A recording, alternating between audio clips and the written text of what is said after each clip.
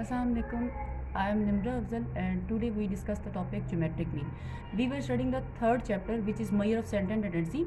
There are 5 measures of center and tendency: arithmetic mean, harmonic mean, geometric mean, median and mode. In which first two measures, arithmetic mean and harmonic mean, we have been already discussed in our previous lectures. Now we discuss the third measure of center and tendency which is geometric mean. What is geometric mean? Geometric mean of a series containing n observation is the nth root of the product of the values. If x1 x2 xn are observations, then geometric mean क्या है? Geometric mean is equal to x1 x2 xn का nth under root, या आप इसको power form में कैसे लिख सकते हैं? x1 x2 xn की पावर 1/n।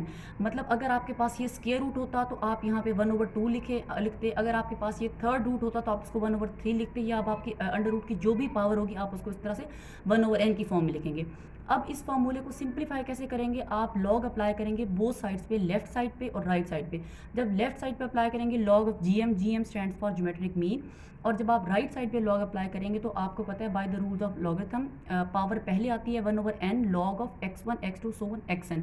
जब लॉग आपके पास इंडिविजुअल वैल्यूज़ पे अप्लाई होगा तो आपके पास समेशन फॉर्म में होगा 1/n log of x1 plus log of x2 plus so on log of xn। आप इसको कंपैक्ट फॉर्म में कैसे लिख सकते हैं? सम लॉग x/n। आपके पास जो लेफ्ट साइड पे लॉग था लॉग ऑफ जीएम, तो आप उस लॉग को राइट साइड पे जब लेके आएंगे तो by the rules of logarithm log आपके पास क्या हो जाता है? एंटी लॉग में कन्वर्ट हो जाता है। Anti log sum of log of x/n। तो फाइनल फार्मूला जो है आपके पास अनग्रुप डेटा के लिए क्या है? Anti log sum of log of x/n। ये था आपके पास अनग्रुप डेटा के लिए। और ग्रुप डेटा के लिए इसका फार्मूला क्या है? फॉर ग्रुप डेटा में आपके पास अब दो तरह के ग्रुप डेटा होते हैं, एक डिस्क्रीट और एक कॉन्टीन्यूस। डिस्क्रीट और कॉन्टीन्यूस दोनों के लिए आपके पास फार्मूला होगा GM is equal to anti log sum of F log x/n। क्योंकि आपको पता है ग्रुप डेटा में आपके पास फ्रीक्वेंसी साथ इंक्लूड हो जाती है तो आपके पास एफ आ जाएगा, sum of F log x/n। GM is use in studies like bacterial growth, cell division etcetera. अब इसकी example Example, if the weights of sorghum is the kind of grass, airheads are 45, 60, 48, 100, 65 grams. Find the geometric mean for the following data. अब आपके पास क्या है कि आपके पास data दिया हुआ है 45, 60, 48, 100, 65। आपने क्या करना है? ज्योमेट्रिक मीन का कैलकुलेट करना है। ज्योमेट्रिक मीन का आपको पता है आपके पास अनग्रुप डेटा के लिए फार्मूला क्या है? Anti log sum of log of x/n। तो आपको क्या चाहिए? सबसे पहले आपको चाहिए लॉग ऑफ x। आप सेकंड कॉलम करेंगे, आप उसमें क्या करेंगे? सारी एक्स वैल्यूज़ का इंडिविजुअल लॉग लेंगे। अब आप लॉग कैसे कैलकुलेट करेंगे? आप कैलकुलेटर पे लॉग लेंगे LOG वाला, नॉट नेचुरल लॉग नहीं लेंगे, आप LOG वाला लॉग लेंगे। तो LOG of 45 is answer is 1.653, log of 60 is 1.778, log of 48, log of 100, log of 65, the answer is 1.813।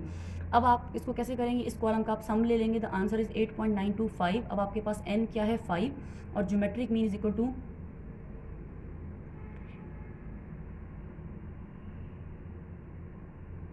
Geometric mean is equal to 8.925 divided by 5, anti log 1.785। अब आप anti log लेंगे, anti log आपने लाजमी लेना है। Anti log कैसे लेंगे? आप शिफ्ट कैलकुलेटर पे शिफ्ट करेंगे, शिफ्ट दबा के आप लॉग का बटन दबाएंगे, शिफ्ट और लॉग करते हैं तो वो एंटी लॉग हो जाता है। Anti log 1.785, the answer is 60.95। अक्सर स्टूडेंट्स जो है वो ज्योमेट्रिक मीन में एंटी लॉग करना भूल जाते हैं। एंटी लॉग के किए बगैर आपका ज्योमेट्रिक मीन का एक्यूरेट आंसर नहीं आएगा। देखिए एंटी लॉग के बगैर आपका आंसर क्या है? 1.785। जब आपने उसका 1.785 का एंटी लॉग लिया तब आपका आंसर आया 60.95। तो ज्योमेट्रिक मीन का एक्यूरेट आंसर आपके पास क्या है? 60.95। तो आपने एंटी लॉग लाजमी लेना है। अब है for group data. Group data में आप कैसे करेंगे? आपके पास ग्रुप डेटा में सबसे पहले है group data for discrete. Find the geometric mean for the following: weight of sorghum x आपके पास दिया हुआ है and number of ear heads आपके पास फ्रीक्वेंसी दी हुई है। मतलब आपके पास x दिया हुआ है और आपके पास f दिया हुआ है। आपको देखो यहाँ से आपको आइडिया होगा कि आपके पास डिस्क्रीट डेटा है क्योंकि आपके पास कंपैक्ट फॉर्म में दिया हुआ है 50, 65, 75, 80, 95, 100, और आपके पास f दिया हुआ है 4, 6, 16, 8, 7 एंड 4। इसको आप कैसे करेंगे? सबसे पहले आप फर्स्ट एंड सेकंड कॉलम आप एज इट लिखेंगे, एक्स आपको दिया हुआ है, एफ दिया हुआ है, आपको क्वेश्चन में ऑलरेडी गिवन होगा, आप उनको एज इट लिखेंगे।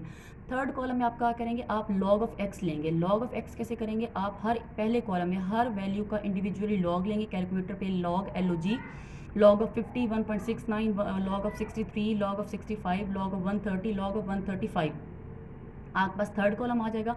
फिर आप फोर्थ कॉलम निकालेंगे, क्योंकि आपके पास फार्मूला क्या है, sum of F log X over N. आप फोर्थ कॉलम में क्या करेंगे, आप इसको एफ से मल्टीप्लाई करेंगे, F multiplied by log X. आप इसको थर्ड कॉलम को सेकंड कॉलम तक मल्टीप्लाई करेंगे, मतलब first 1.699 multiplied by 5, the answer is 8.495 and so on. इसी तरह से आप लास्ट कॉलम का सम ले लेंगे, द आंसर इज 99.21। अब आपके पास एन आपको पता है, आपके पास डिस्क्रीट डाटा में एन क्या होता है, N is equal to sum of F. आपके पास जो सेकंड कॉलम का सम है, द आंसर इज 50, वो अभी यहाँ पे आपके पास एन होगा। तो geometric mean is equal to anti log sum of F log X over N.